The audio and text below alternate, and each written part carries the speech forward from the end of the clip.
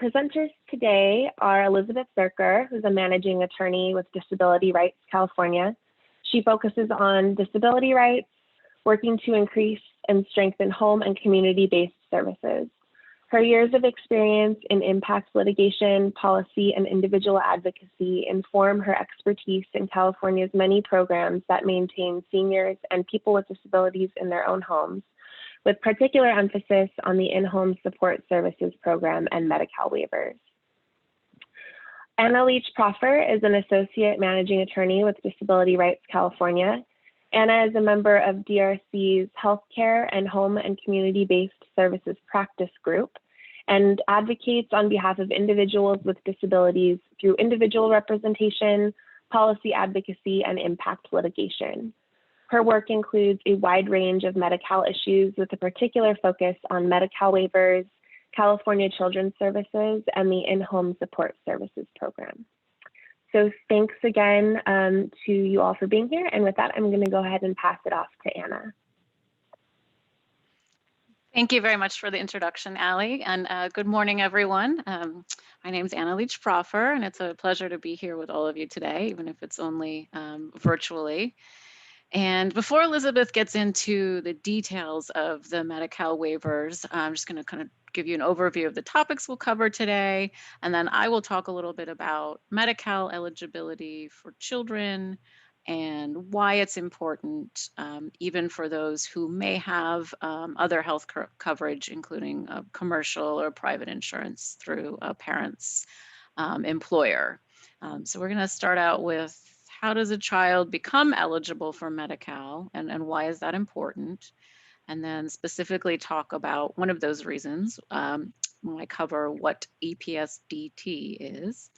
And then then Elizabeth is going to talk about what Medicaid waivers are and other related Medicaid programs that can help children with special health care needs and disabilities.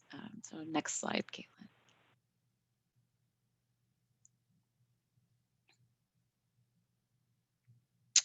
So Medi-Cal is California's Medicaid program. Medicaid is a federal and state collaborative program that helps cover the healthcare costs for people with limited income and resources. And it offers many benefits that are not typically covered by private insurance or by Medicare. And that includes nursing home care, in-home nursing, and personal care services to assist with activities of daily living. Specifically in California, the In-Home Supportive Services Program, or IHSS, which I'm sure many of you have heard of, is available only to individuals with Medi-Cal, and it's the most common way that our state provides assistance with the activities of daily living. Elizabeth is going to talk a little bit more in a little bit more detail about IHSS and the services that that program provides later in the presentation, but I did want to mention it now as an important reason that you should consider getting Medi-Cal eligibility for any child when possible. Next slide. So there are three paths to Medi-Cal eligibility that I am going to mention today.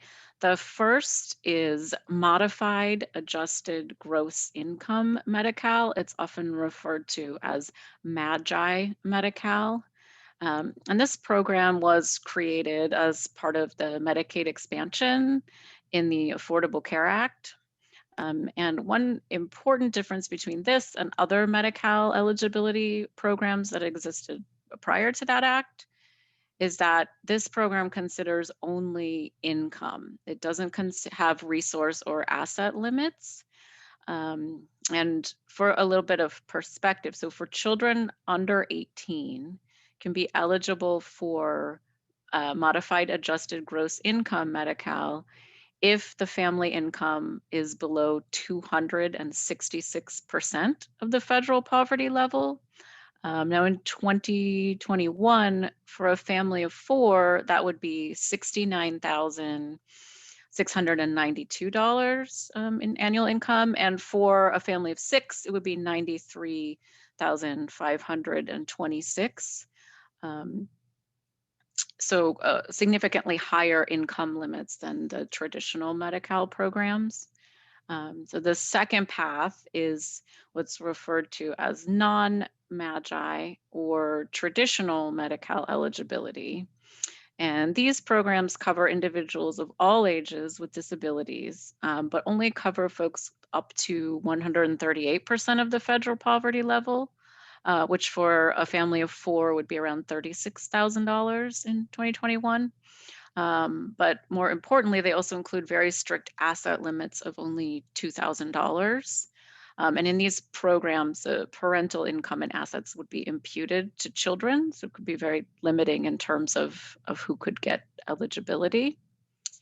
And then the third path to eligibility, which is the one that ties most closely to what we're going to be discussing today, the Medi-Cal waivers, is a path that's referred to as institutional deeming. Next slide. And institutional deeming is basically when children are treated as though they are institutionalized for income counting purposes, even though they are living at home. So different income counting rules apply in those facilities. And what that means is for children who are institutionally deemed, the parents' resources and income are not considered, and they can be eligible for Medi-Cal based on their own income, which typically would make almost all children, except for those who may receive significant amounts of child support, eligible for Medi-Cal. And children can receive institutional deeming if they're enrolled on a Medi-Cal waiver, which would include the home and community-based waiver for individuals with developmental disabilities, or the DD waiver, which is coordinated through the regional centers. And institutional deeming would also apply for children who are enrolled on the home and community-based alternatives, or HCBA waiver. And Elizabeth will be speaking in more detail about both of those waivers later today. Next slide.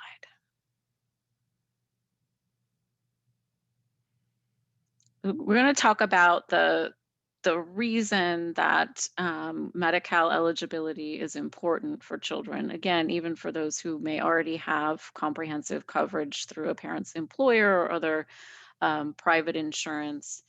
And the reason it's important is that there are a number of added services and protections that come along with Medi-Cal eligibility relative to those that are typically offered through commercial insurance. And those protections are often referred to sort of broadly as the EPSDT protections. And what EPSDT stands for is early and periodic screening, diagnosis, and treatment. And what it is basically a comprehensive assortment of prevention, diagnostic, and treatment services for children under age 21. And it offers much more robust services than the Medicaid benefits that are available to adults. And what it's designed to do is make sure that children receive early access to care so that any emerging health problems are treated as soon as possible in order to minimize the long-term impacts of those health conditions and disabilities. The goal of EPSDT is to ensure that individual children get the right care they need. So it really tries to look at each child as an individual and making sure that they get the right care at the right time when it could be most beneficial in reducing the impact, and in the right setting. So making sure, when needed, they're seeing the specialist that they need or getting access to tertiary hospitals as needed. Next slide.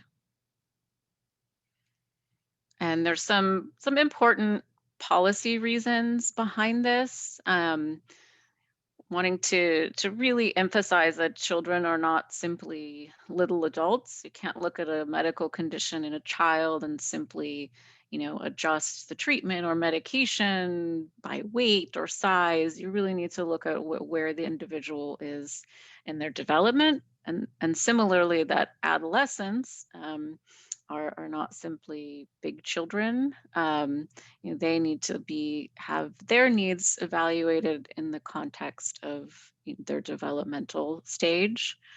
And the EPSDT services are particularly critical for low-income children because health status tends to decrease along with income, and then the lack of access that's often involved for that population creates disparities in outcomes. And one of the goals of these protections is really to address those health disparities and make sure that all children with complex health conditions and disabilities in the Medi-Cal program have access to the same types of services and supports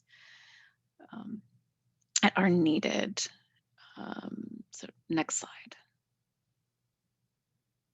So I'm going to talk a little bit about how EPSDT works and what it does.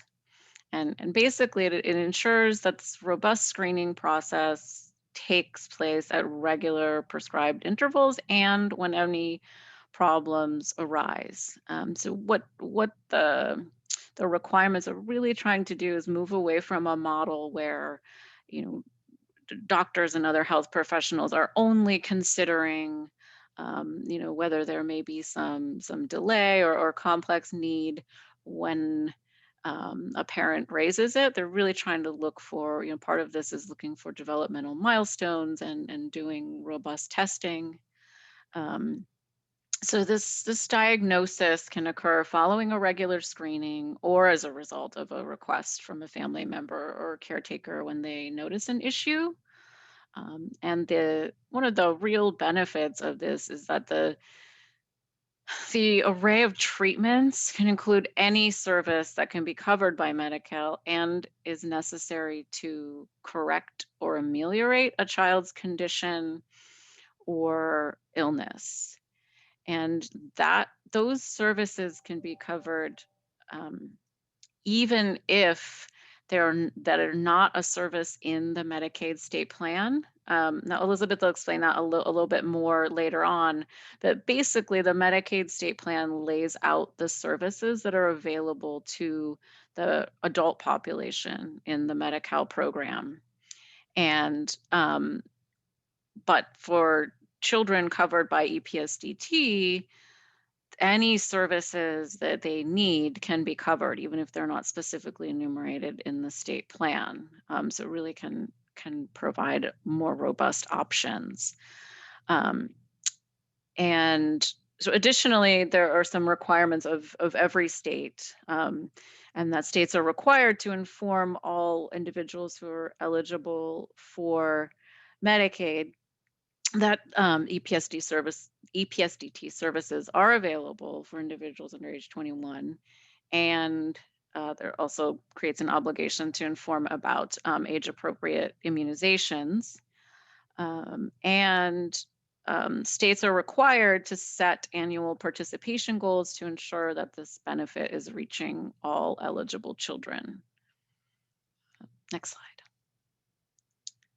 So it is this correct or ameliorate medical necessity standard that really is a big part of what makes Medi-Cal eligibility so important. It essentially means that the child should get what they need. And this can include physician, nurse practitioner, and hospital services, physical and occupational therapy, speech therapy, home health services, including in-home nursing where needed, and medical equipment needed to live in the home.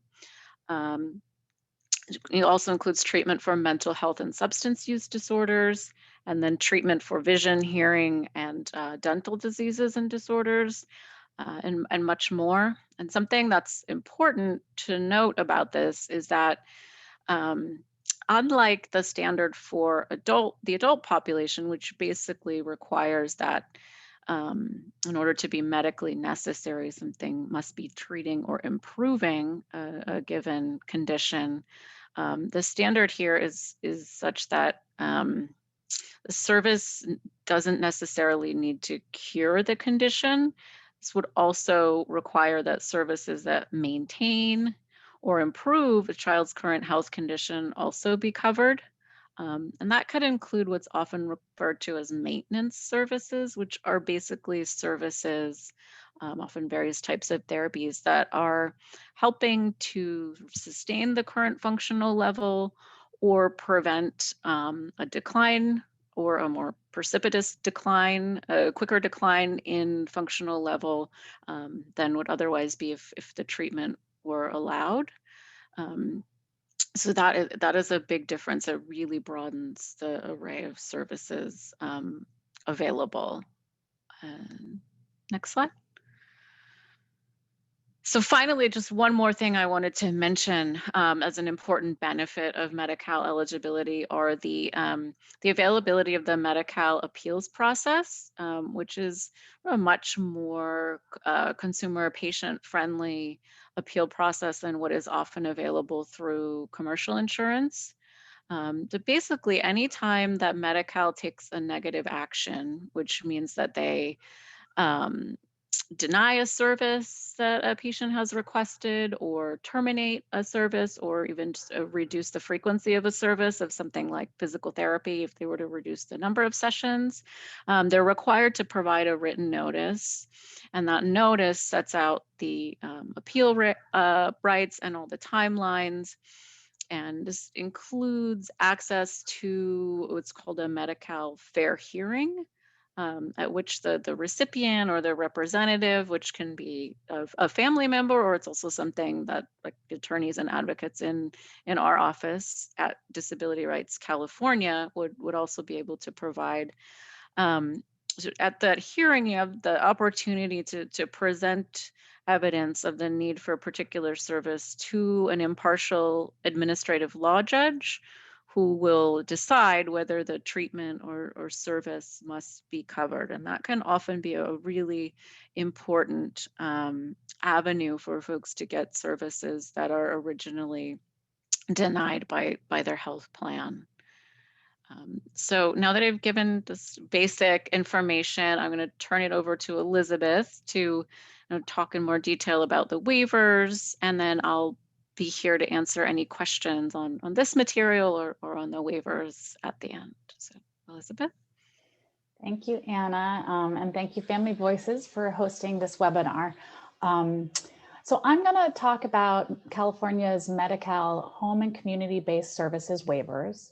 And home and community-based services is also known as HCBS, as well as other home and community-based services programs which are not authorized by Medi-Cal waivers. I'm going to start with some technical information about Medicaid, which, as Anna noted, is called Medi-Cal in California, and what services people can get and why. And I'm sorry, I should have said, next slide, please. Thank you. So if a state chooses to participate in Medicaid, the state must offer mandatory services, which includes access to care in a hospital, nursing facility coverage, doctor's visits, among other things. When states participate in Medicaid, states receive federal financial participation, which is also called FFP, and they match those funds, or in some cases receive a higher percentage of the cost from the federal government. States can also choose to offer optional services like physical and occupational therapy, dental services, personal care services. In California, in-home supportive services, which Anna mentioned before, are offered as a Medi-Cal optional service. And altogether, these mandatory and optional services make up the state plan. State plan services have to be available statewide and to all people who are Medicaid eligible. Next slide, please. So what's the difference between state plan services and waiver services? I'm going to talk in detail a little more later, but basically a waiver waives certain requirements that normally optional and mandatory Medicaid state plan services have to comply with. States can request these home and community-based services waivers to meet the needs of people who want to receive long-term care services and supports in their home or community instead of an institutional setting. Next slide, please. So I'm going to focus in this presentation on what are called 1915C waivers, but Medicaid provides for a variety of different kinds of waivers, including 1115 research and demonstration waivers and 1915B waivers, which I'll touch briefly on. Next slide, please. So Medicaid was signed into law in 1965 alongside of Medicare, and home and community-based services first became available in 1983 when Congress added Section 1915C to the Social Security Act and gave states the option to receive a waiver of Medicaid rules governing institutional care. So that's why we call these 1915C waivers, based on the section of the Social Security Act that authorizes them. Waivers waive 3 Medicaid requirements. They can waive 3 Medicaid requirements. The first is comparability, and that allows states to make waiver services available to only certain groups of people who are at risk of institutionalization.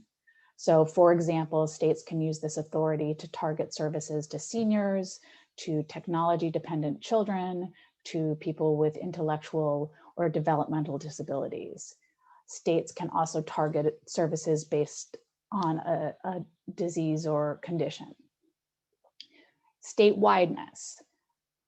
States can target waivers to areas of the state where the need is greatest or where certain types of providers are available. And income and resource rules applicable in the community. And that allows states to provide Medicaid to people who would otherwise only be eligible for Medicaid in an institutional setting. So what does this mean in practice? It means wait lists and caps, those are allowed. You can have geographic limitations, but on a sort of positive side, allows for institutional deeming, which Anna explained previously, where people who normally couldn't qualify for Medicaid because of their income can actually get Medicaid in the community.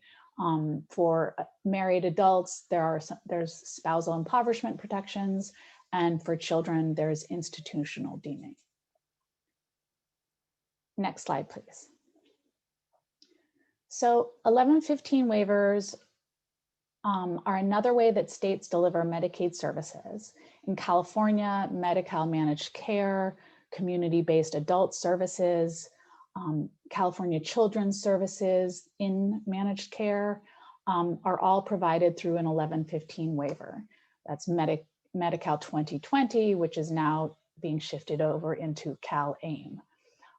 California's County Behavioral Health Services System, which provides specialty mental health services through county mental health plans, does so through a 1915B waiver, and that's called the Medi-Cal Specialty Mental Health Services Waiver. Next slide, please. So I'm going to talk about these programs: in-home supportive services, California Community Transitions, and community-based adult services after I walk through the programs that are 1915C waivers. But these 3 are relevant to children who are receiving home and community-based services. Technically, community-based adult services, I'll talk about that later, is for people who are 18 and over. Next slide, please. So these are the current HCBS 1915C waivers in California. The AIDS Medi-Cal waiver program it's a very small waiver. It's statewide. Assisted living waiver is in 15 counties with a long waiting list, which actually recently, as some of you may know, the assisted living waiver waiting list is proposed to be eliminated through adding around 7,000 slots, which Department of Healthcare Services, California's Medi-Cal program, is proposing to do in their new HCBS spending plan, which is the plan to use the additional 10% of Medicaid HCBS money that the Biden administration has made available. Then there's the Home and Community-Based Alternatives Waiver, HCBA waiver, the Home and Community-Based Services Waiver for the Developmentally Disabled, HCBSDD waiver, the Multi-Purpose Senior Services Program waiver, MSSP, and the Self-Determination Program, which is a relatively new option. And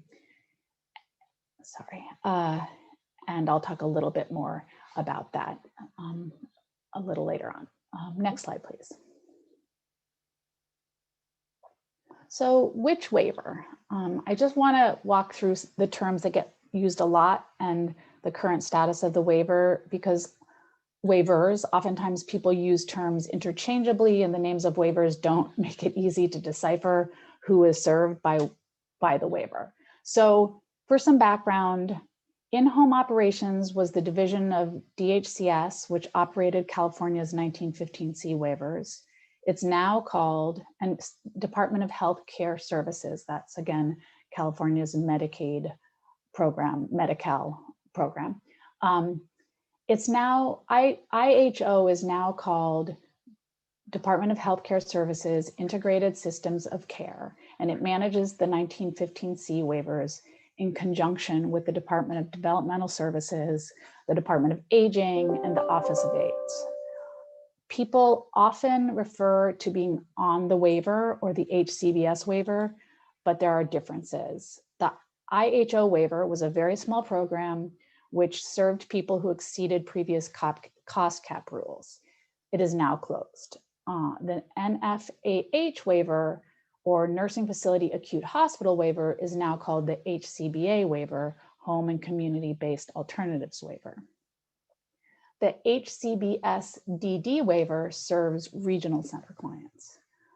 All of the waivers are really dense, lengthy documents, but for those who are interested, we've included hyperlinks to the waivers in the slides, so you can peruse them at your convenience. It's also really important to know that you cannot be on more than one 1915C waiver. So you could receive IHSS and get waiver services. You could go to a CBAS center and get waiver services, but you cannot be on, for instance, the HCBA waiver as well as the HCBS-DD waiver. Next slide, please. So the HCBS waiver for individuals with developmental disabilities serves regional center clients. And unlike the HCBA waiver, which I'll talk about next, there's no limit on enrollment, although the current waiver cap is set for up to 150,000 individuals.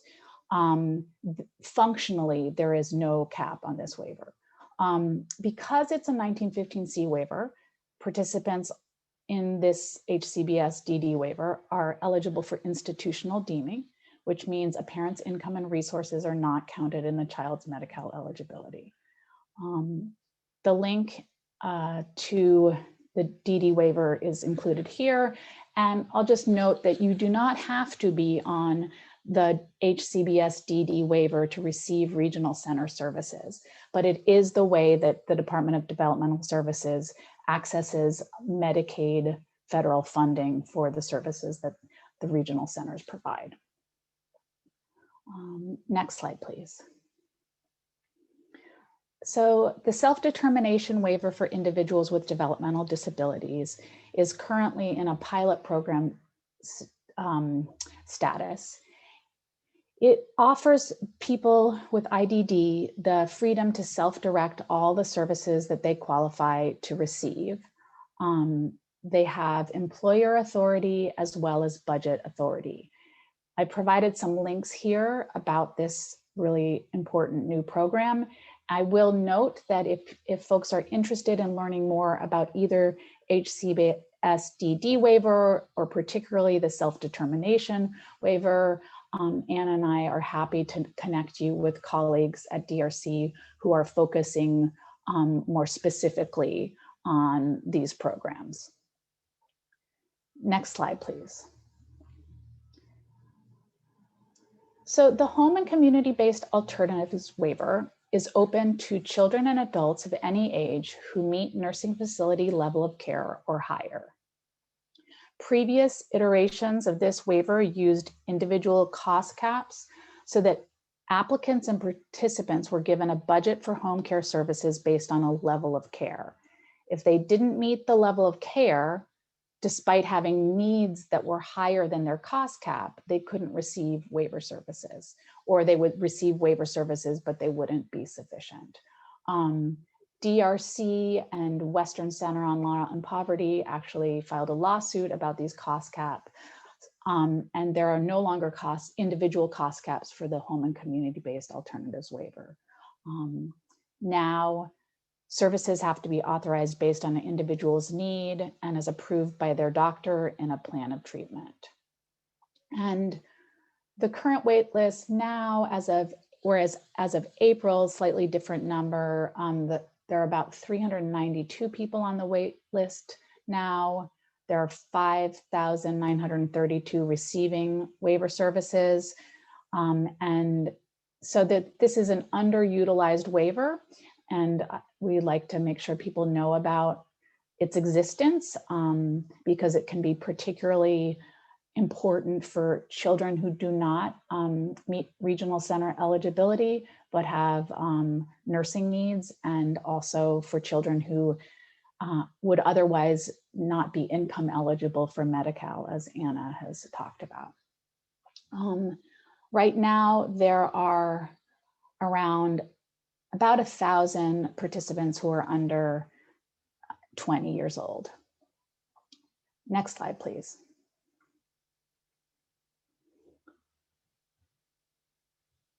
So participants on the HCBA waiver get their services through waiver agencies, and there are a variety of services available through the waiver, but I want to clarify what is sometimes confusing from the participant perspective. What you really get from the waiver agency is comprehensive care management. The waiver agency processes the application, develops a plan of treatment, and authorizes delivery of the services that are on the plan of treatment and are listed here. And that includes facility respite, family caregiver training, medical equipment operating expenses, emergency response systems, private duty nursing, transitional case management. Next slide, please. There's additional services set forth here. I want to highlight that one important service for waiver participants is something called waiver personal care services. It's similar to in-home supportive services, but doesn't use the same time per task rubric that IHSS does. It can be really critical for people who need personal care services above the 283 hours of IHSS maximum you can get. So it can bridge the gap between 284 and the total 720 hours per month. It often, we see children who have a combination of IHSS, WPCS, and nursing services to get to that 24-hour coverage. Next slide, please. So how do you apply to the home and community-based alternatives waiver? Most counties have a waiver agency assigned. Very few are covered by the Department of Healthcare Services directly. And I want to note that there have been COVID flexibilities, which include priority enrollment in COVID hotspots, which are listed on the hyperlink here. All of the information about waiver agencies, the waiver itself and COVID flexibilities are on that hyperlink. And also, the state applied for an exemption to the current prohibition on parents or spouses, parents of minor children or spouses being waiver personal care service providers. That exemption to that rule prohibiting it is projected to end 6 months after the declaration of the end of the public health emergency, and DHCS has some discretion. DRC has consistently been advocating that remain an option after the public health emergency ends, allowing parents of minor children and spouses to be waiver personal care services providers. So we're sort of working on that, but that's something for people to be aware of. And just a side note and about COVID flexibilities, during COVID, state suspended, changed a number of rules for Medi-Cal programs. And they've done this through what's called Appendix K, Emergency Preparedness and Response, which is a standalone appendix that states can use during emergency situations to request amendments to approved 1915C waivers. So this next program, the Assisted Living Waiver, provides services, including personal care services, in either a residential care facility for the elderly or in subsidized housing. It uses a tiered system to assign levels of need and set costs, cost caps, depending on which tier that someone is in.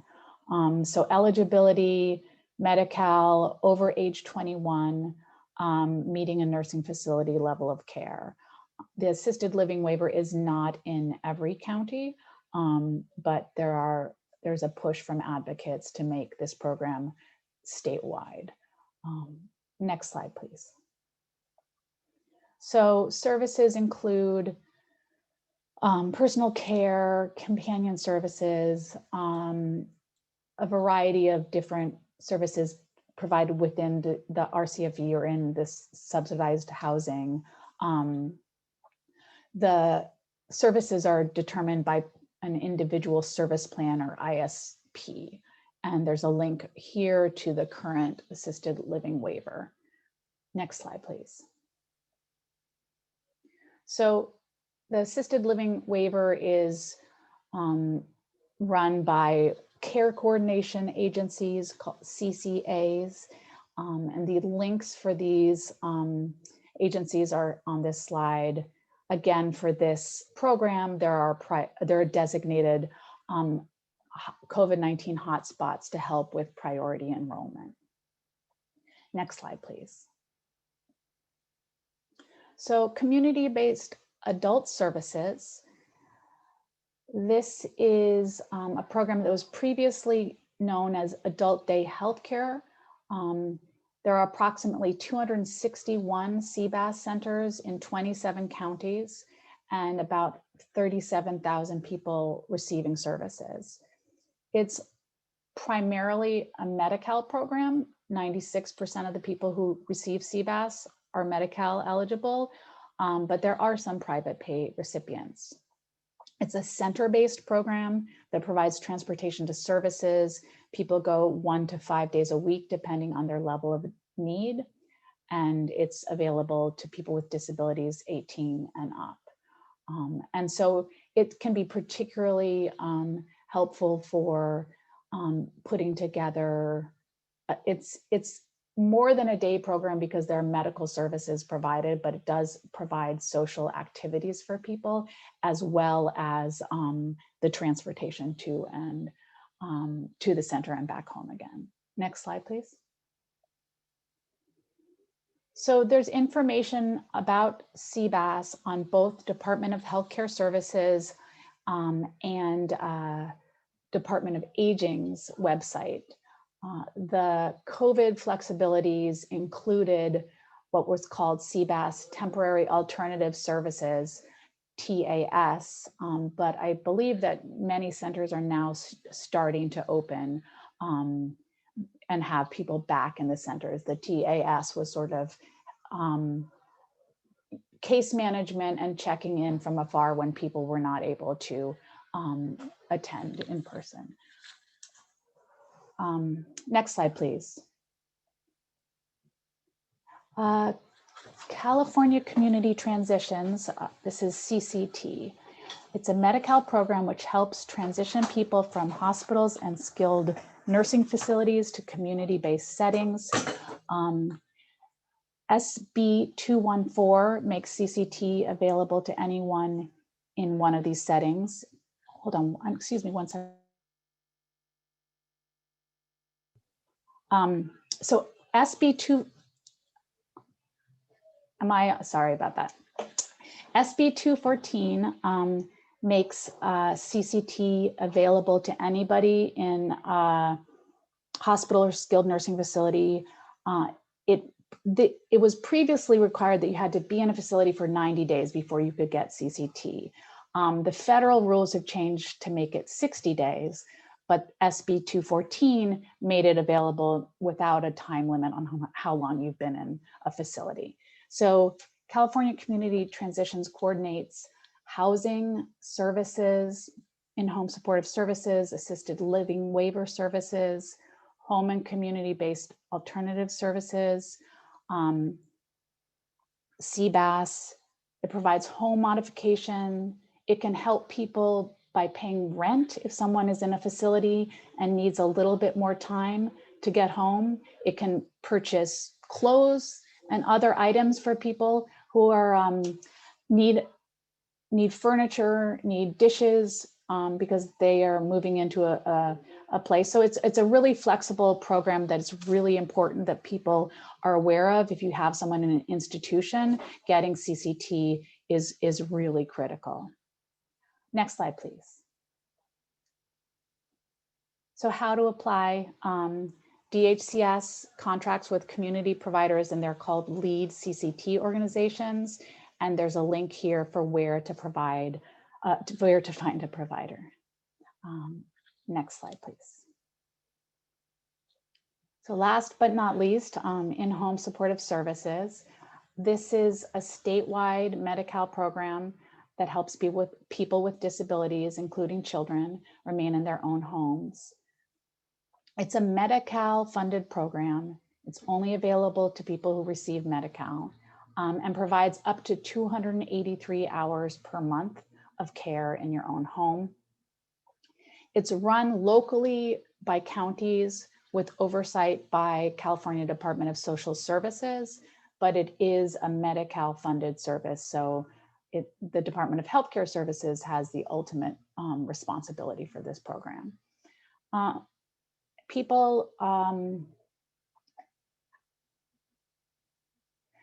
Next slide, please.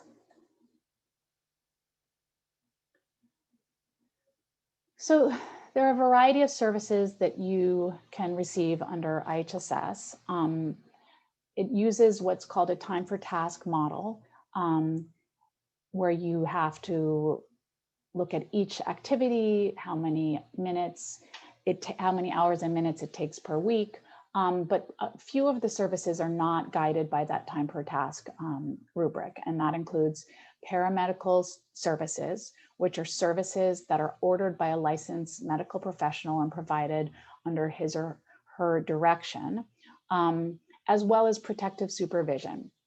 And protective supervision is for children and adults who have a mental illness or developmental disability, are non-self-directing, and require 24-hour supervision to safeguard against injury, hazard, or accident.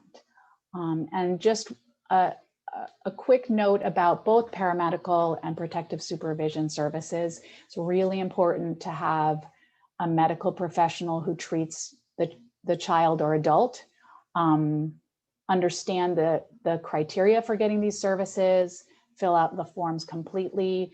It's an area with protective supervision, it's an area that can be pretty contested at the county level and can be sometimes pretty hard to get. So the more that you have a medical professional who understands the criteria, as well as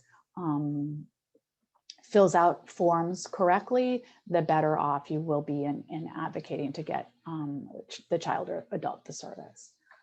Next slide, please. So there's information here about how to apply for HSS from the CDSS website, which you can connect to counties.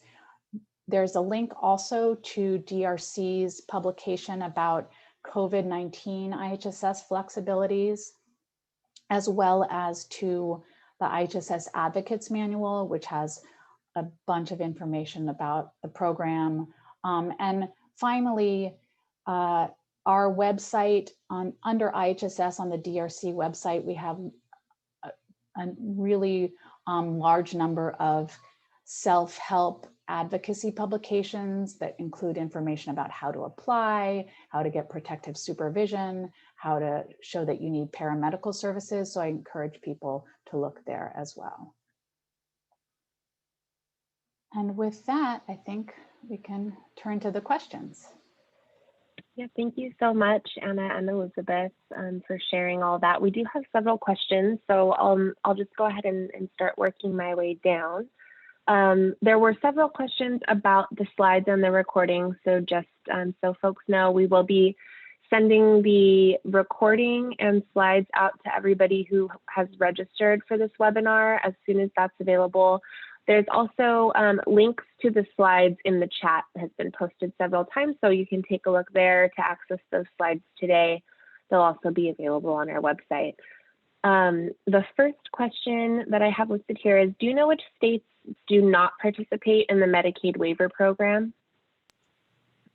And this is Anna. I can take that one. I actually had to look it up just to be sure while Elizabeth was talking. But all states have at least one Medicaid waiver. And actually, when I was looking through quickly, it looks like California has a particularly robust array, but most states have at least 7 or 8, and it seemed like almost all states have a waiver similar to our DD waiver, covering the population of individuals with developmental disabilities, and also at least a few home and community-based waivers that provide services similar to the HCBA waiver. If folks would like, I can post a link. There's actually a website that has a list where you can search by state of all the currently approved waivers. So I can put that in there real quick. Thank you so much. Our next question is there a common example of home care cases of medically fragile patients that would not qualify for a waiver?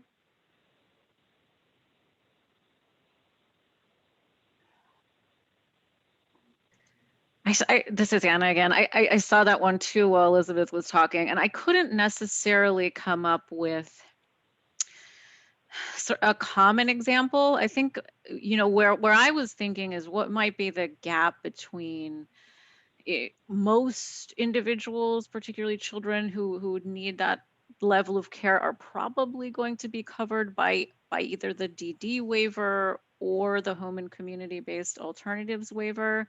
So I think, that population we're looking at might be, there might be a slim gap in there, but I couldn't necessarily come up with, a common profile. I have not personally, and I don't know if Elizabeth, if you can think of any examples.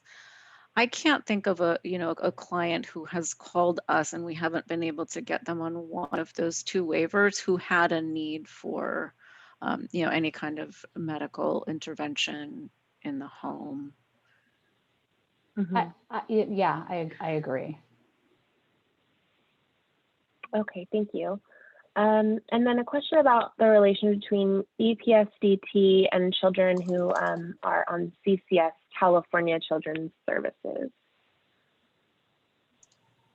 It's Anna again. So that's actually a tough question that I could probably talk about for quite some time. And I don't know if whoever gave that question, maybe I'll give a quick answer, and if you had something more specific.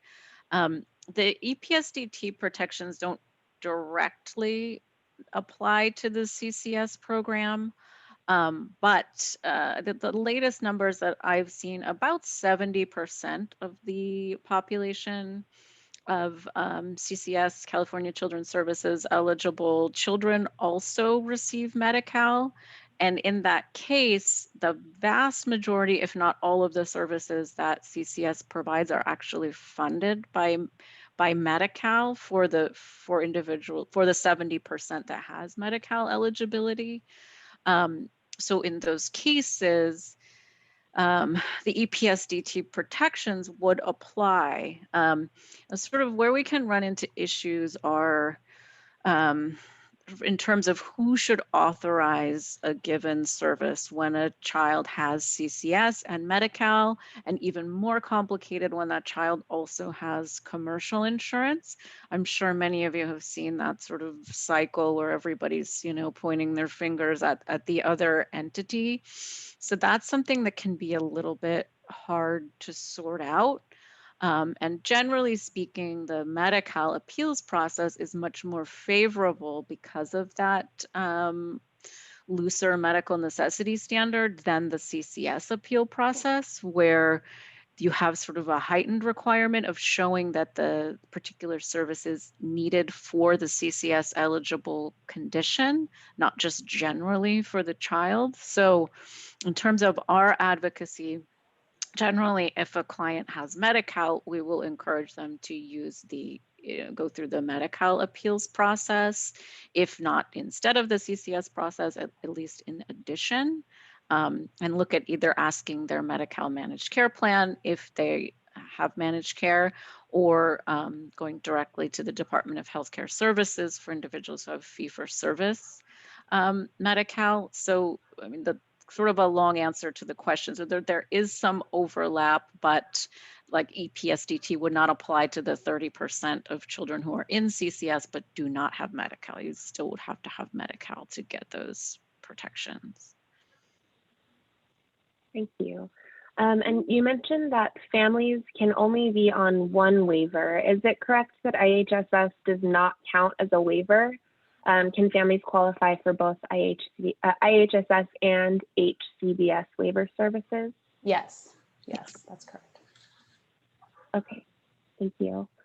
There's also a couple other clarification questions. So someone wrote that private duty nursing is an EPSDT benefit up to 21 years. We have heard that private duty nursing vendors advocate for clients to get HCBA to have funding for private duty nursing after 21 years. Is this accurate? Yeah, that's absolutely correct. And what we typically would advise clients is to go ahead and apply for the HCBA waiver at least 6 months before they'll be turning 21.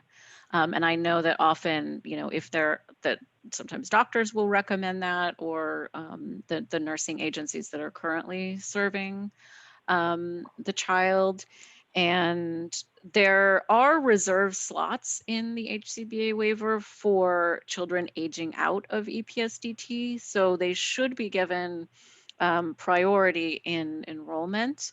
Now, that said, we actually have heard recently that there have been some issues with that process, and it's causing some gaps in services when young adults are transitioning out of their EPSDT protection. There's kind of this period where there seems to be some delay. They're not getting enrolled on the HCBA waiver right away. So that's certainly something that, if you have, for the families on the phone, if that's something, you have questions about navigating, or for, providers and other advocates on the phone, we would like to hear about that and can sort of assist in navigating that process if folks are having trouble getting those kids who are aging out, or those young adults who are aging out, onto the HCBA waiver, so that there's no disruption in their private duty nursing services.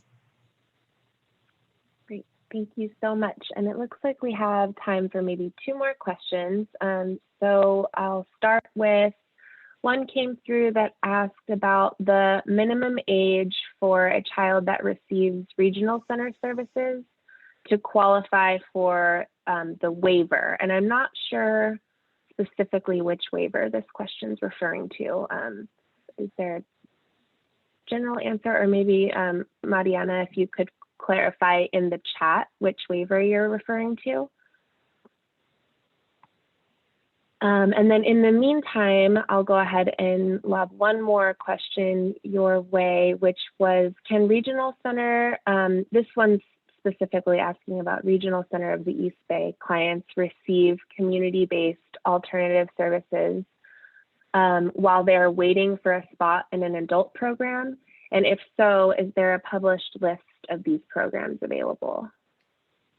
I think that there's no reason why you couldn't investigate enrolling in a CBAS program in Alameda County. The list on the slide for CBAS, there's a link to CBAS centers across the state, so I would look there. And I do know that CBAS centers do serve people who are regional center clients. And so it might even be that a CBAS program would be more appropriate, or the person might enjoy it more. So I think I would look at that list and look for programs in Alameda County. There are a number of them. And I think this is Anna, Ali. I think I might know what Mariana's asking about. So with the DD waiver, so the HCBA waiver, there's no limit on age. So it's not unusual for a child to be enrolled, shortly after birth while they're in the hospital, or if they're in the NICU. But with the DD waiver, there can be a few exceptions, but generally you have to wait until the child is what is considered status 2 at the regional center, which can happen when they turn 3 years old. So prior to 3 years old, the children are considered part of the Early Start program. And most regional centers will tell you they are not eligible to be enrolled on the DD waiver. Now, I used to do a lot of work with I used to work for our Office of Clients' Rights Advocacy and work with regional center clients. And occasionally you can get a regional center to grant status 2 prior to age 3, but it's generally pretty rare. But with some conditions, I've seen it with Down syndrome. It's somewhat more rare with autism. And also I have seen it with cerebral palsy diagnoses. You sometimes can get them to give that permanent status 2 eligibility prior to age 3. But generally speaking, there is that gap there if you're looking at getting institutional deeming through the DD waiver, where you wouldn't be eligible between 0 and 3.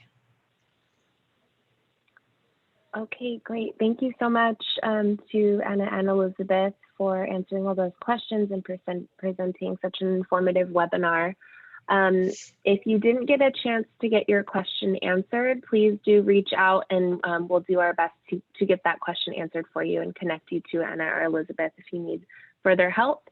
I did just post the link to our evaluation in the chat, and everybody will also receive an email shortly with links to the slides and the evaluation. And then once the recording is available, takes a little bit. Once that recording is available, we'll send out another email as well.